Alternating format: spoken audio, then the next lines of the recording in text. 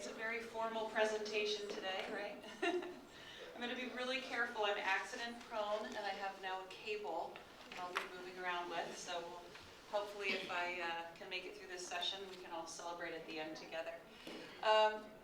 Some folks are going to be coming in, and feel free to just come in and sit down. I'm just starting at 2:15 because I want to use the whole session. And I know this starts right at the 2:15 hour. So I feel like I have a music teacher at my school. I want to hold the mic this way, and I have music teachers that hold it like this. So I might try that today, just for fun. So this session, just so everybody knows, is about helping you and not about artificial intelligence in classrooms with kids. I'm going to teach you how to do some things, and you might love them and figure out ways that you actually could use those tools with your kids. But that's not what I'm going to talk about today. I'm talking about making bionic teachers. And I am a person who has been a teacher in a classroom. I still am. I currently teach computer science. My name is Melissa Handy. I'm the Executive Director of Strategic Planning and Technology at Jardin Academy. Years ago, I also worked at Island Pacific Academy. I was their IT director there. I taught math there. That was my first experience teaching, really was in a math classroom in high school. I currently teach high school. I've also taught middle school, a little teeny bit of elementary school. My sister and both my parents are elementary school teachers, so I have a strong empathy and understanding for some of the work that you do as well, even though in high school it's a little bit different. I am a parent of a child who's gone through school. I have two nieces and a nephew that go to my school currently. One's in elementary, one's in middle, one's in high, right? My poor sister. We're sad for her, that's a lot of work. And I've been an IT director in schools for, gosh, it seems like maybe at least a baker's dozen years right now. I love working in schools. When I was little, I told you my parents were both teachers. I always said, I'm never going to be a teacher. Well, that didn't turn out the way I expected. I'm going to do a little just inclusion first, and then we'll go over the agenda and what we're working on today. So real quick, just to get to know the people at your table, just 2 minutes. Do a quick chat, but don't focus. You can say your name, and maybe if you teach it, or if you're a school administrator or something, just to kind of get to know each other. But talk about a tool that came out in your lifetime that when we first saw it, we were like, well, nobody's going to use that, or that seems like I can't go there, but now it's ubiquitous. It's everywhere. We're all using it and taking it for granted. So just real quick, turn and talk at your tables. 2 minutes, get to know each other. And if you have your computer with you, get it out, because you're going to want to try some of the things I show you today.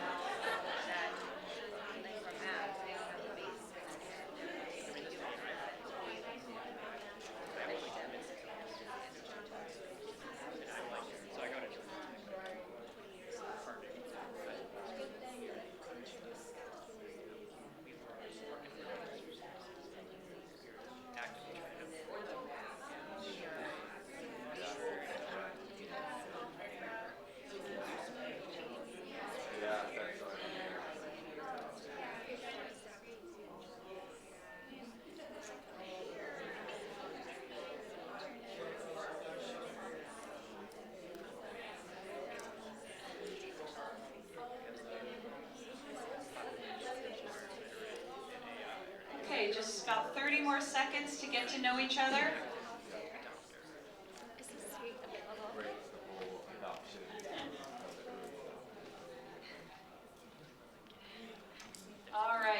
anybody want to share a tool?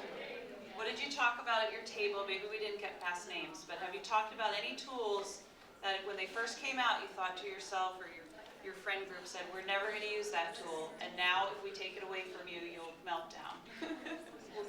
Yes? I don't know if I'd say I'm never going to use it, but like getting directions to somebody's house, like I call someone and Donna would tell me to turn right at this street, Right. you know, and like I write it all the time. Yep. And now we go everywhere with And our now I just get GPS. her address and Right? Even our cars have it built in that we're using those maps. Any other tools we never thought we'd use, and now you just can't get away from them.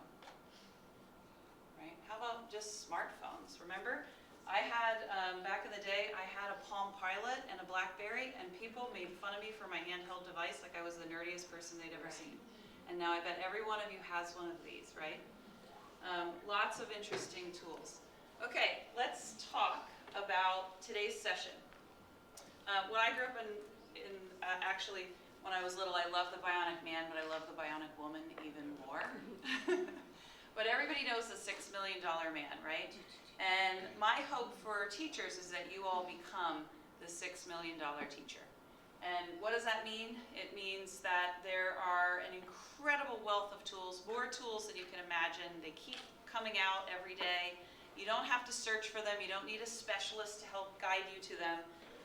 Just look on Instagram or Facebook. There are folks that are posting. There are teachers that are so excited about the tools that they're finding. In fact, a lot of the tools that I found here, I just found on Instagram. Just somebody shared it with me. Another teacher said, have you seen that tool? It's really cool. So I'm only going to go through a real small sliver of tools with you today, and I want you to try some of these yourself, if you can. Some of them are super easy. You don't even have to sign on.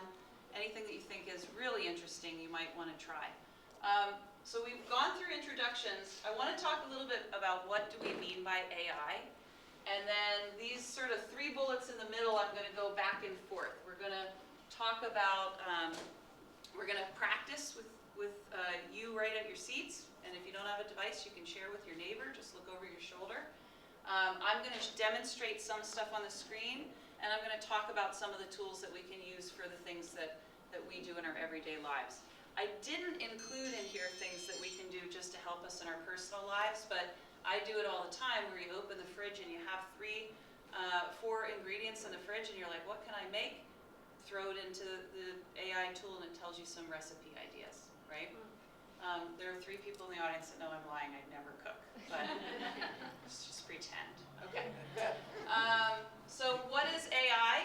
AI is really, we're moving into a world in education that's not unlike when Wikipedia came out, or when, actually, if you go back even further, when the calculator was invented, right? It's that era of feeling a little bit like, oh gosh, we've lost the reins. Now kids are going to use calculators and cheat on every math test. They're never going to do math homework again because they go home. They're going to load up Wolfram Alpha. They're going to throw all of their problems into Wolfram Alpha. It's going to answer all their homework for them, right? We've survived that era. A couple years ago it was, Grammarly. They're using Grammarly way too much. We got to turn spell check off on Google Docs, right? And you know what? They've survived that too. This feels like an even bigger revolution in some ways, especially if you're, say, like high school English teacher. Or there are some of you in here who are probably like at your wits' ends with your students in AI. Some of you are lucky and none of them have used it yet.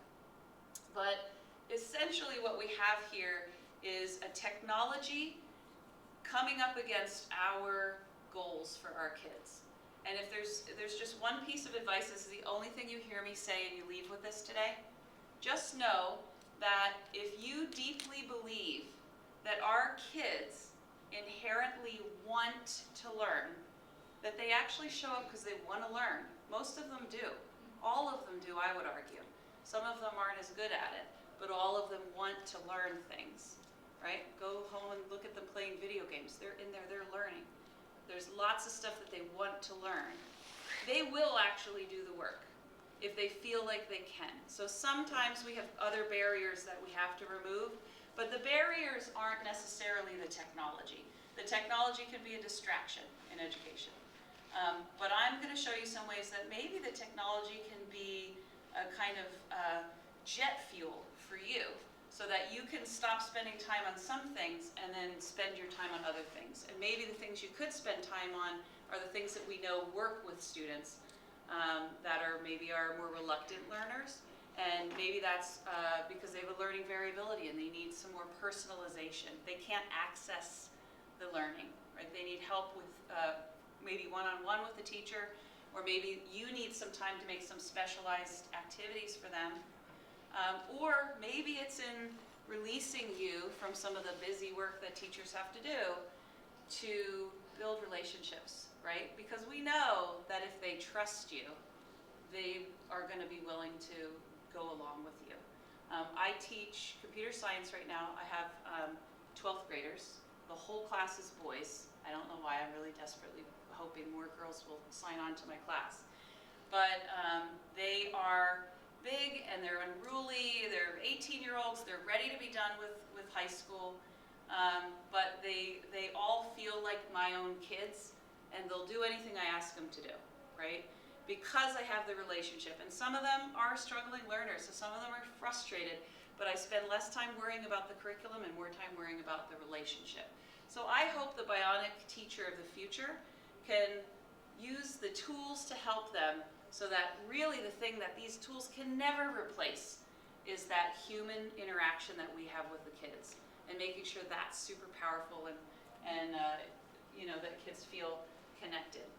Okay, I'm not going to talk about how the AI works, but some people are a little bit nervous, so I'm going to just give this one disclaimer. It's not sentient. It's not yet.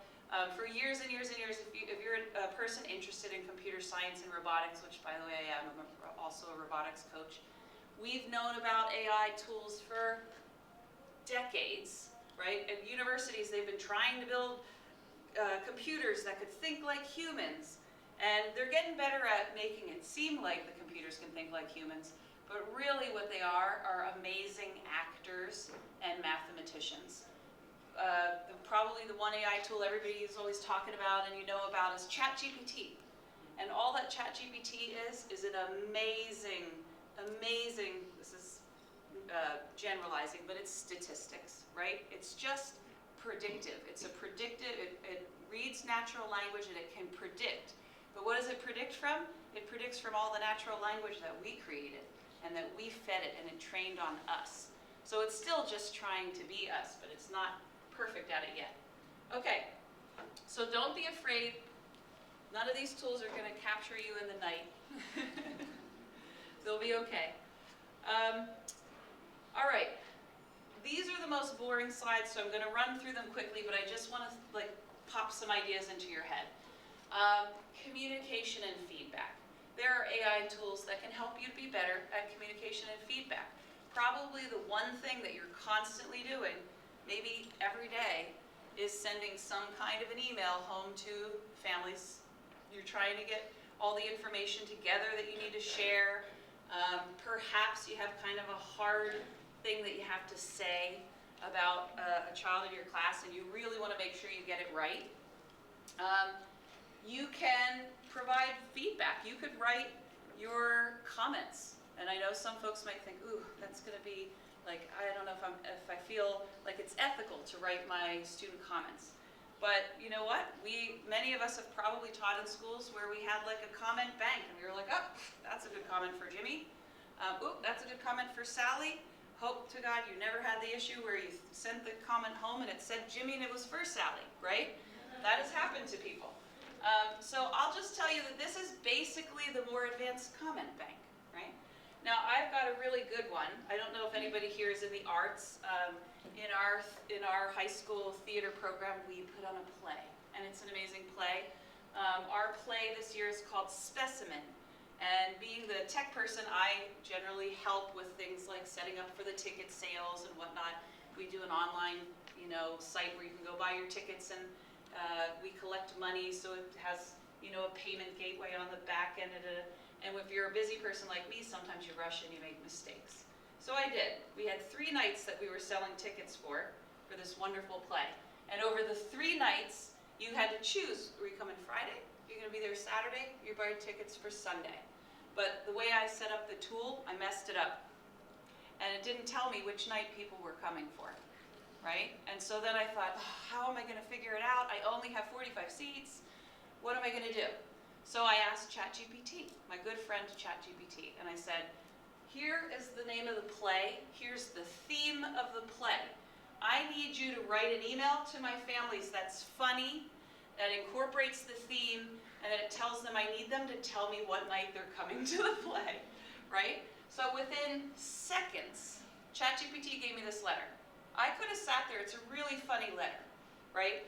I could have written an email myself, kind of a boring one, that just said, hey, I messed up, I need you to know, I need you to give me this information. And most people would have said, oh, gosh, the school messed up, that was kind of dumb of them, I'm coming Friday night. But instead, I made mine funny, right? Dear front row aficionados and back row mystery solvers, we hope this email finds you well, but there's a bit of a, shall we say, operational hiccup we need to address. And then I say, you know, we have the play, there's a mystery due to a curious glitch in our ticketing system. Please send me the night of your performance. Your mission, should you accept it. We need your detective skills. Reply with this email, blah, blah, blah. We apologize. Best regards, Melissa Handy, Chief Glitch Wrangler, right? I sent that out, and within minutes, the 15 people who bought tickets that I didn't know for what night messaged me right back, and they said, that was so funny. That was such a good letter. Oh, we're coming Friday night, right? So I got the information I needed really fast because it was engaging, and my customers weren't disappointed in my lack of ability. In fact, they were amused by how fun the communication was. Now, I could have done that myself, right? I actually am pretty creative. I could have written this whole thing just by myself because I'm already a skilled writer. I'm not writing this to publish in a magazine and get on the New York, bestseller list, so I'm not trying to prove that it was my artisan work. So I just saved myself, I don't know, half an hour to an hour of time, but I achieved something that's really positive. So you could do something like this in your class. All right. This one is so much fun. This is a tool called Pi.ai. Some folks have probably used it. You could actually use it, and I think you should right here yourself. It's just Pi.ai. It will speak to you and give you a lot of great information. So this is just one example of a prompt, and then I'll play it for you myself so you can see it. I said, I need advice. In the beginning I said actually because it greets you and it says, hey, what are you up to today? And you're like, no, I don't want to tell you what I'm up to, because it will just chat with you if you want.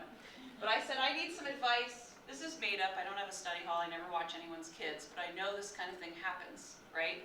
A colleague keeps showing up late to the study hall, and I have to watch her kids for 10 or 15 minutes because I'm in that room right before her. I'm losing some of my break. What should I do? And it gives me this result. But the best part is it gives you the result in a way that's much more interesting. So let me get this one up and play it for you. Let's give Pi a try.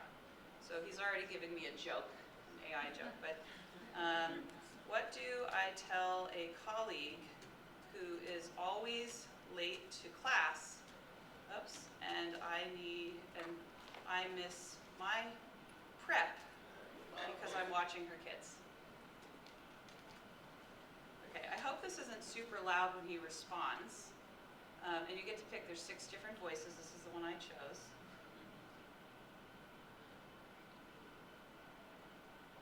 It's going to generate. That's frustrating. It's important to address the issue in a professional and respectful way. Here are some suggestions.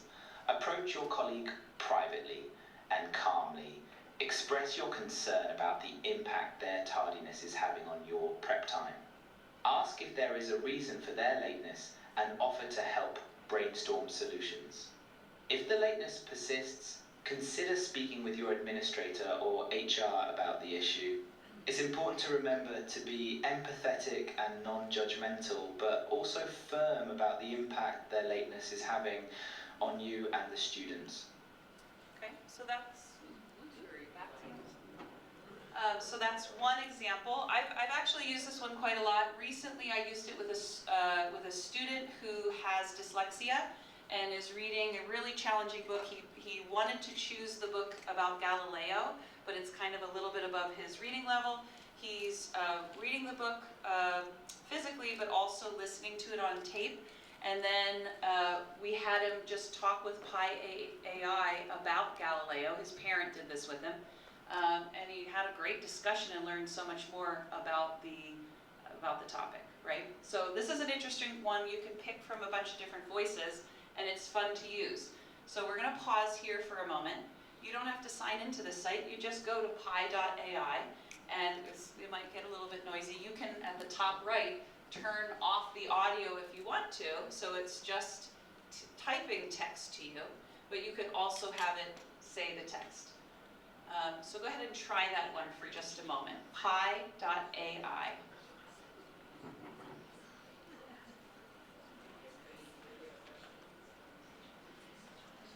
And somebody at your table probably has a good question that you could ask.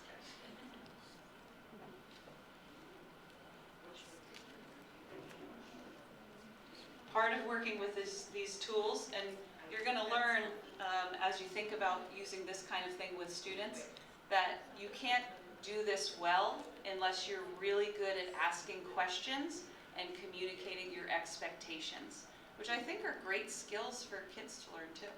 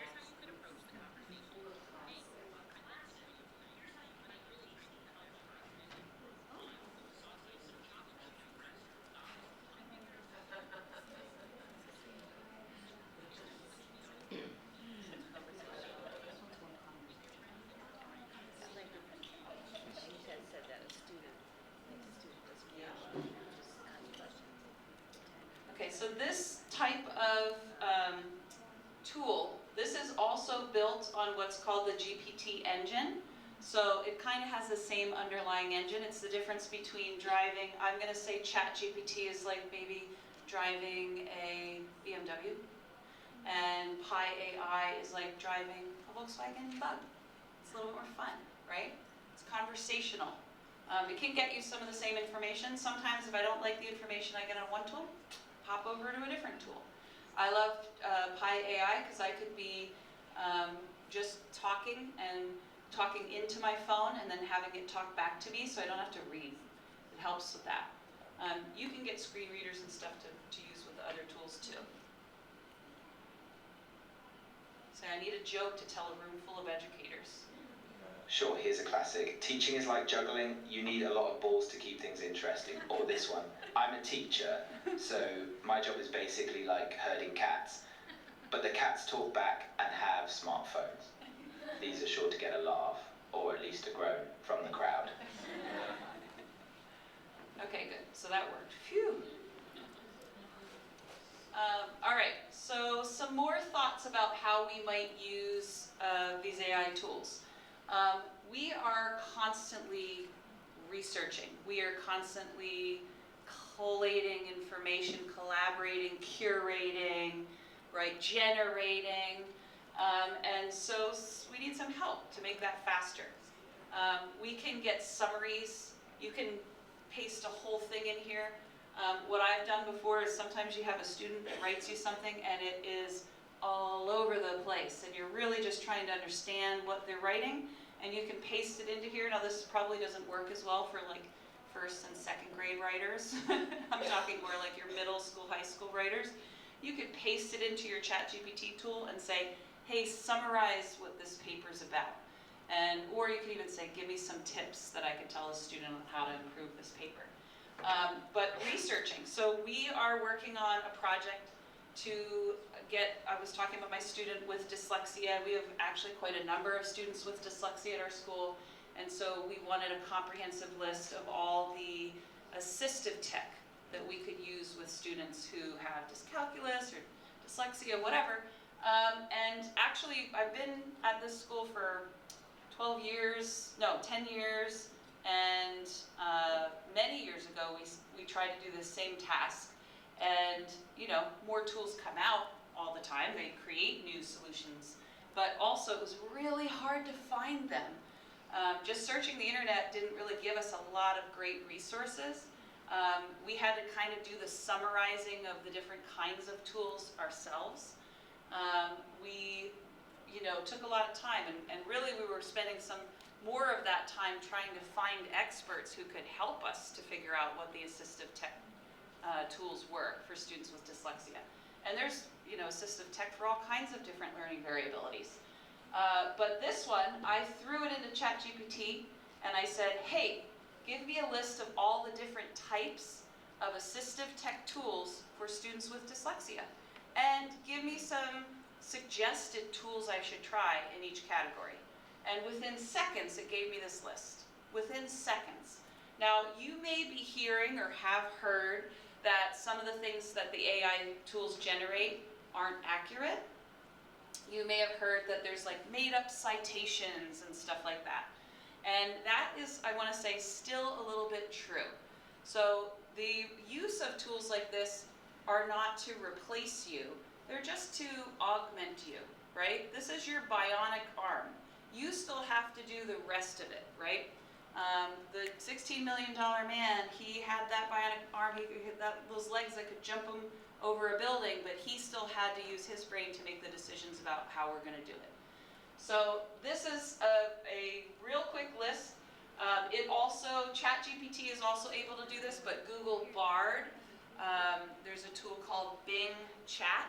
All of these tools can look for things. This is unrelated to being a teacher, but it is related to being one of the most incredible aunts. I'm trying.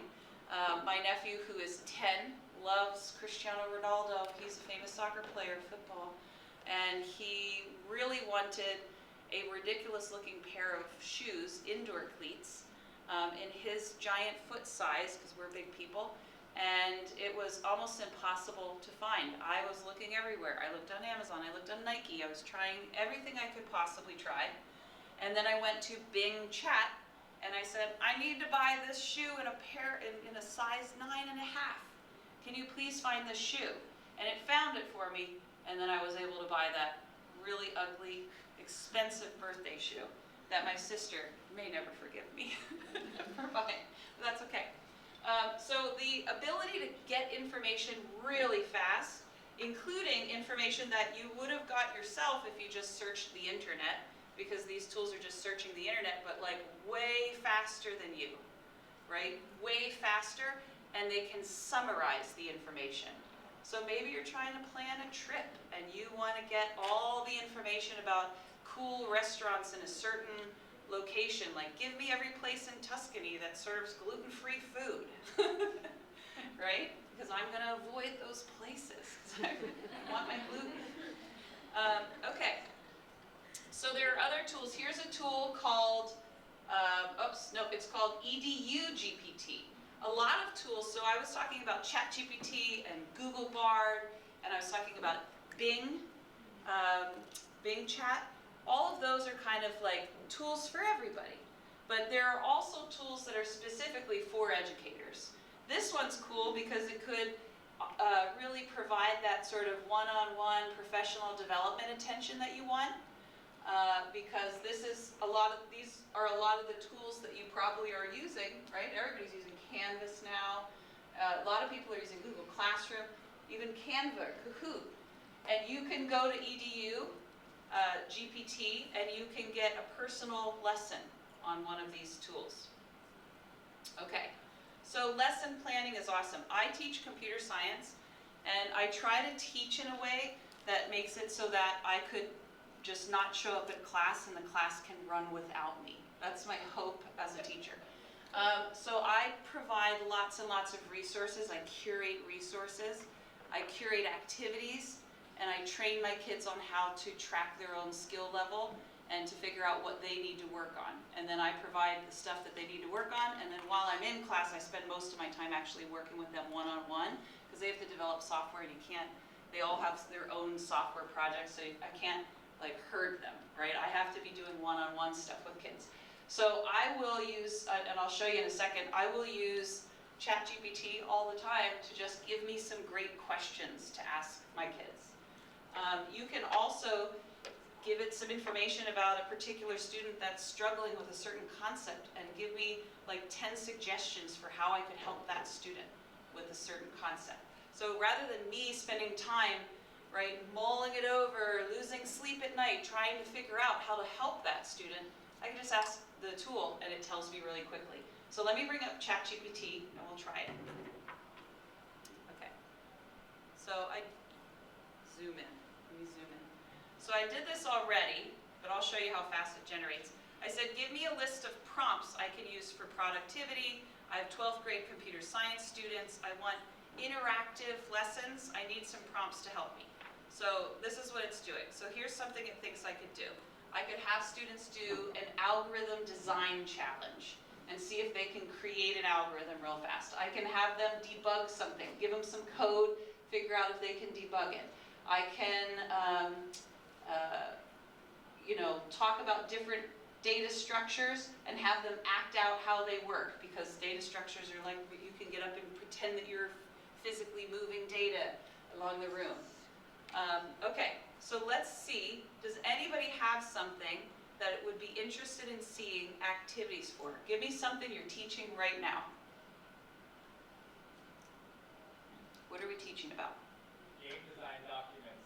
Game design documents, okay. Anything more specific? What do we want to share with kids, or what do we want to ask them to do with these? Game design doc for the school fair. They gotta make a game immunity for it.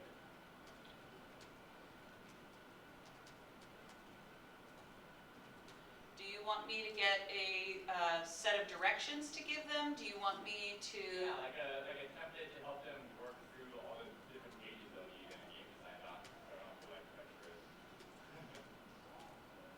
Okay, so a template to help them work through the steps.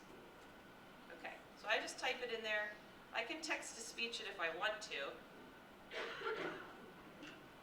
Okay, so this is what it's going to spit out. And I don't know what it's spitting out, it just does its own thing, right? So it's telling me I can have these different phases. These are the things I can, now, how old are these kids? 9th grade. These are 9th graders, okay. Hold for a second, I have to wait till it finishes generating, doesn't usually take too long. So this is reading to me like I could maybe give this to high schoolers or people in college. So I'm gonna get it to regenerate this, but like at a more simplified level. Okay. So, and some people are just like, no, ChatGPT, that's wrong. But I'm much nicer. So I'll say, thank you for that. But I need something that is at an easier level. These students, probably don't have to spell it right, but I'm from a generation where you have to spell everything right. So these students are in 9th grade and are beginners. Yeah. Something simpler. Now, have you ever watched the South Park? If you watch South Park, there's a South Park about ChatGPT, and it is the best ever, because there's a teacher involved in it, and it's just really funny. Okay, so now it's giving me a way to organize the lesson, right? Talking about the different stages of the lesson. Now I could be generating all this myself. It feels like it's giving me stuff I don't want, but all I have to do is keep asking it to refine. So once it does this, I'm going to say, nope, this is good, but I would like a handout that's student readable.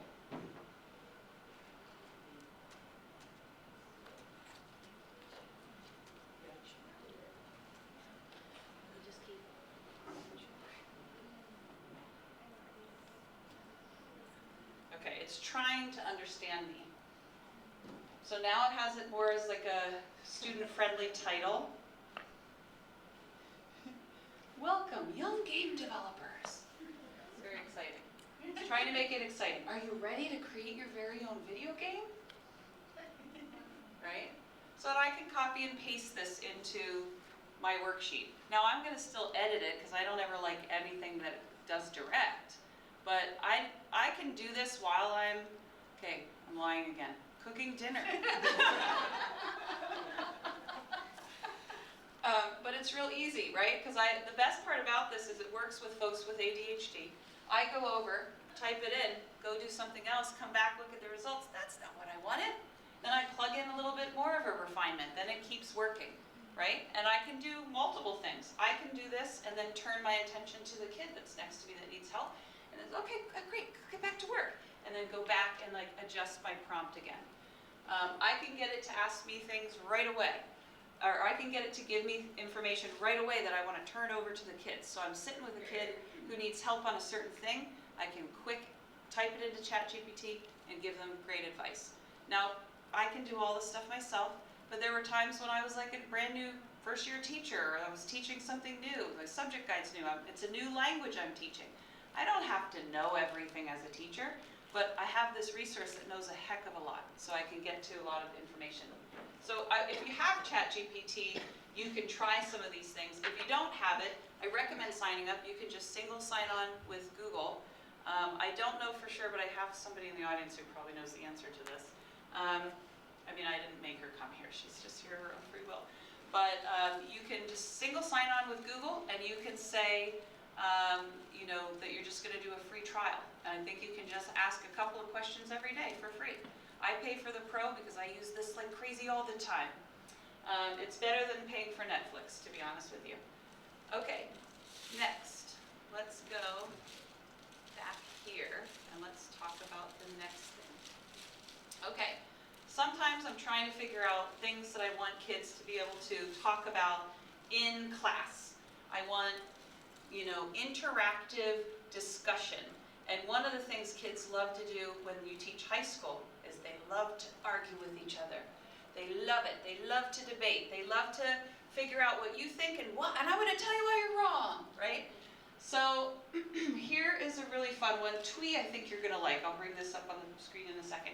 Twee is awesome because it has a lot of different things you can choose from. This is just one example. It's called For Opinions. And you can say, I think I put into this one, should humans move to Mars? That was the whole prompt, right? Should humans move to Mars? And then it comes up with some very specific different opinions that I can put out to my students and say, hey, whose opinion is right? And just let them go to town, right? And we know that when we talk in our class, our kids learn less than when they're engaged talking to each other about what we want them to talk about, right? Not about like what happened on TV last night, but when they're talking about the content, they get really, really excited and they're passionate learners. So this one is super easy too. I think you do have to sign up for it, but I kind of recommend that you do because you're gonna love it. So let me bring Twee up. I don't know how much more time I have. I'm gonna try to be better at moving more quickly, but okay, so here's a good one. Let's do who should own the moon? Okay, the cool thing is, I wish this was a giant touchscreen. This is the first time in my life that I wished I had a smart board over here. Okay, so you can do simple, intermediate, or advanced. Simple, obviously, if you're teaching younger kids. Intermediate, I'm going to go with that one because we're a little bit more advanced than simple. So it's going to give me my results. So John thinks humans should own the moon. We're the first ones there.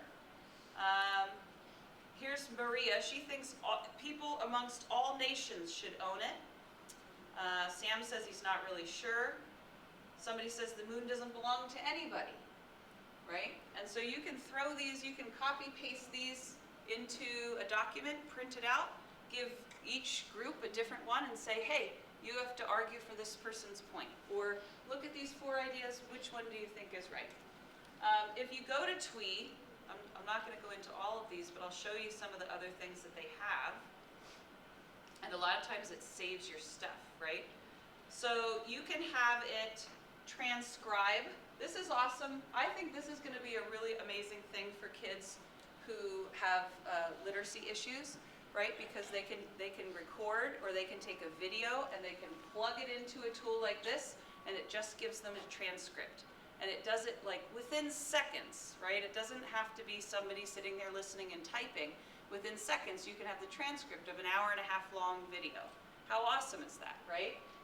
For you, you could take the video, get the transcript, copy the transcript, paste it into ChatGPT and say, give me a summary, or define, I always like to give it numbers. Give me 10, give me 4, give me 13. It'll give you the exact number you asked for.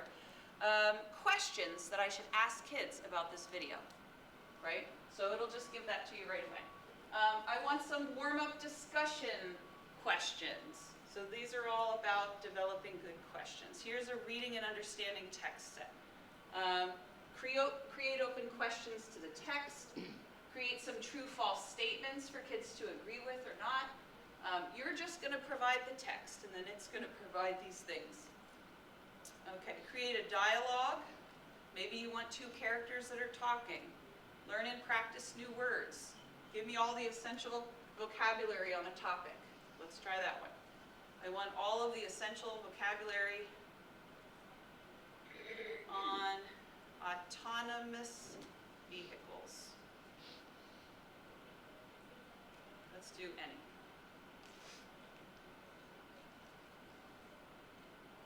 Okay. So, it says don't stop. I can get discussion questions, the advantages or disadvantages of autonomous vehicles. Okay, let's do that.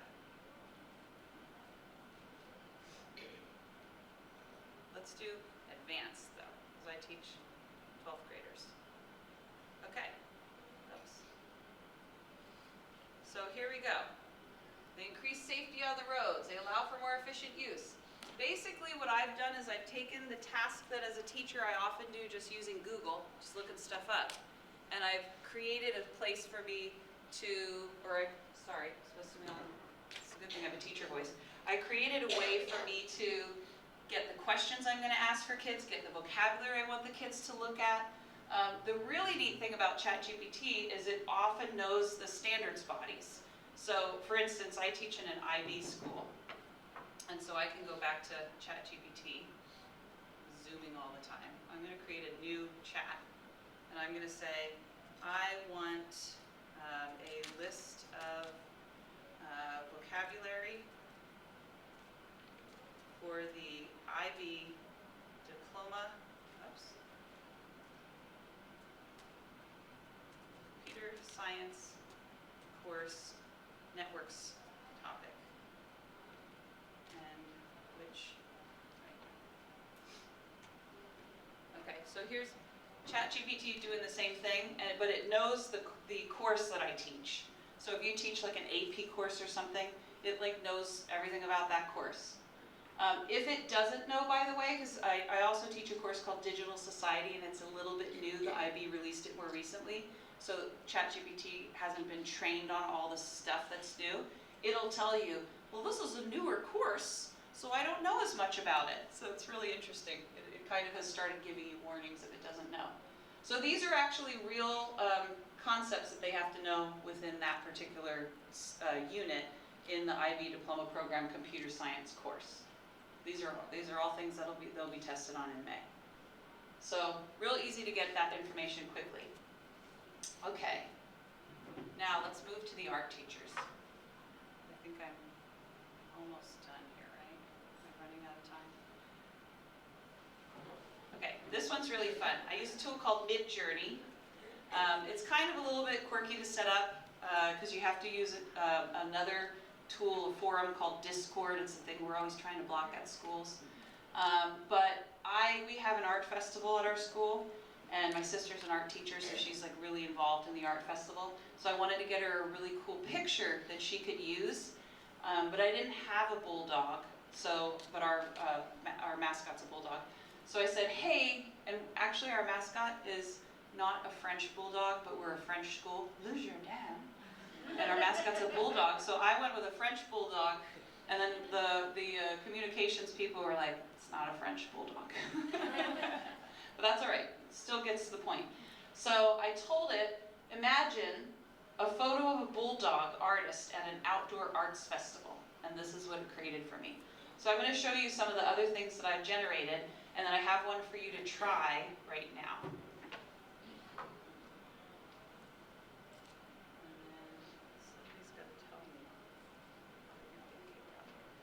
Okay, let me bring up my, oh, this is where I need to go. These are all my images. So I've made tons and tons of images. Bulldog images. I wanted a robot bulldog because I coach robotics. I told it, give me a robot bulldog in the style of Andy Warhol. Right? I was trying to make fun t-shirt things for kids. They don't always love what you make though. I was doing some cat things. I've got some kids hiking, right? A funny owl, just lots of funny things. I plugged in each refrain of our Oli in to see what it would pop out, you know, what different kinds of pictures. More bulldogs, right? Okay, here's one for you that you could try yourself. It's called Scribble Diffusion, and it's just scribblediffusion.com. You don't have to sign into it or anything like that. You don't have to be a good artist, okay, at all. So I'm going to, with my touch screen, I'm going to draw something on my screen. This is a stick figure. Big ears, right? And I'm going to draw a banana and an apple. Okay. I'm going to call this Mickey. No, I don't want to get in trouble with Disney and copyright. So I'm going to change that. A large mouse running after an apple and a banana. Now, I don't know why you would want a picture of this, but you may be doing something with a poem. Now, this is a Bionic teacher. I did that one earlier. You can see my funny. So it's generating. It's always telling you when it's generating. It's thinking about it. And I have no idea what it's going to create. So even though I'm doing this live with you, I don't generally do this kind of thing live with students. Because you just never know. You get yourself in trouble. So it shows my beautiful picture to the left. By the way, I did go to art college. I almost got a BFA in it, but this is where I'm at, so don't tell my parents. Okay, so that's interesting. Not really what I was looking for, but I can try a couple more. Maybe my initial picture wasn't that great. But ultimately, if you want like a funny picture that you can stick on, you know, your worksheet or something, Scribble Diffusion is a really fun tool. Okay, I think that I actually have overstayed my welcome because this session ended at 3. So I will just say that there are a lot of great tools. I have a checklist that if you want to take a picture of this checklist, this doesn't give you tools, but it gives you some things to consider to determine if you're really ready to use AI. And I broke it up into 2 sections, and when I say I broke it up, I mean ChatGPT helped me to write it, and then I organized it in a way that I think will be helpful to you. The top things are the things that you should consider if you want to get started using this as a productivity tool, or these tools for productivity now. And then I also put at the bottom stuff that you should start thinking about if you want to be a teacher that's ready to use these tools with kids in the classroom. Now, some tools clearly, you could use Scribble AI and let kids try it themselves. It's actually pretty simple. We've used that in our school. Other tools, you know, like ChatGPT, you're probably not going to use that if you're teaching 2nd or 3rd grade. That's not something we would use in that grade level, but a lot of interesting options. Okay, any questions? I could have taught this for like a 7-hour course. So sorry. Yes, questions? If there is no sign-in required, is it okay to use it with students under the age of 13? That's That's a really good question. I would say that that's possible, but my response is going to be always check with your school IT team. Somebody on your team is responsible for verifying that tools are safe and that you can use them. So if you have a question about it, I would just double check. There's also a tool called Common Sense Media. I'm not sure if it's communicating about this yet, but I bet you it will be talking about some of these apps. And there are apps that are already available for the iPad that I bet Common Sense Media tells you if they're good. So you could probably do a little research that way too. But usually if a tool says it's for 13 years and older, you have to get parents to sign off on it if you're going to use it with younger kids. I was wondering, because it wasn't collecting student data. It's Yeah. not, doesn't take their name, Right. age. So that's what Yeah. I'm wondering if it's. Yeah, it's probably okay.